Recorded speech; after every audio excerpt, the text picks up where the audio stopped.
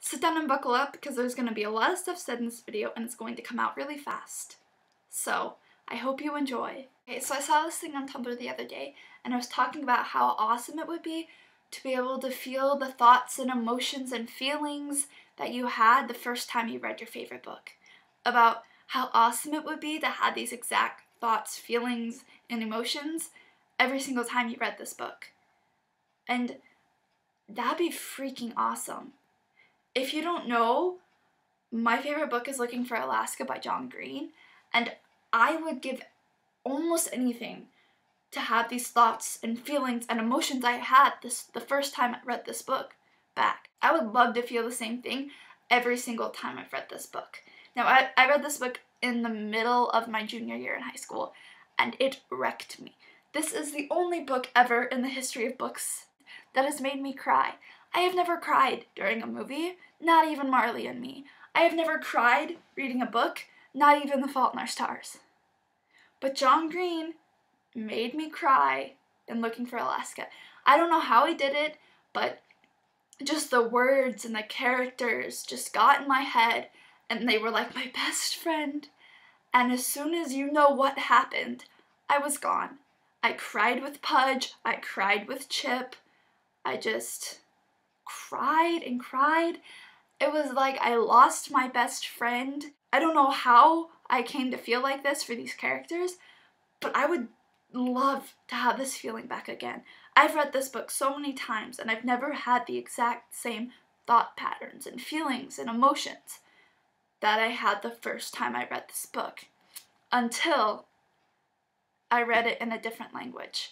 By reading Looking for Alaska in a different language, I got these feelings back. I got these emotions back. I got these thoughts back. I got everything back when I read it in another language. And part of it is because I didn't know what was coming. I didn't know how it was worded. I didn't know how it was going to be set out into the world. I knew the story, but I didn't know the words. Looking for Alaska in German is beautiful. Some parts are extremely different. It gets the story across, but they tell it in a different way. It's the exact same story, but it's just told in a completely different way. It is beautiful. I got the feelings back.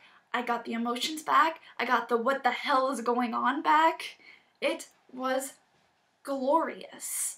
Another book that I read and loved in English and riled my brain in English and made me get the feels when I read it in English was The Fault in Our Stars. And of course, I read it in German, or am reading. I got like a little chunk left. But also, beautiful, incredible, amazing feelings when I read it in another language. The quotes that are oh so famous from English translation are extraordinarily beautiful translated into German. Now these two translations are done magically. I've never read something translated that was so good, but these two books are amazing in German, and reading them in a new language, I got the feels back. I got the, oh no, Hazel Grace, oh no, Augustus, what? I got the feelings back. I got everything back. I got the feelings and the emotions and the thoughts back. It's so weird because I thought it was going to be the same experience that I got reading it in English, but it's not. It's like I'm reading a completely different book. The story is told, but it's told differently. The story gets across, but in a different pattern. I know what's going to happen, but I don't know how it's going to be said. The power of words are amazing. I know exactly what happens through both of these stories, but reading them in another language makes me think more. It makes me feel the feels, it makes me feel the emotions, and it makes me think, wow, people reading books in different languages are reading different stories, but they're also reading the same stories. These stories are told differently, but they're also told the same.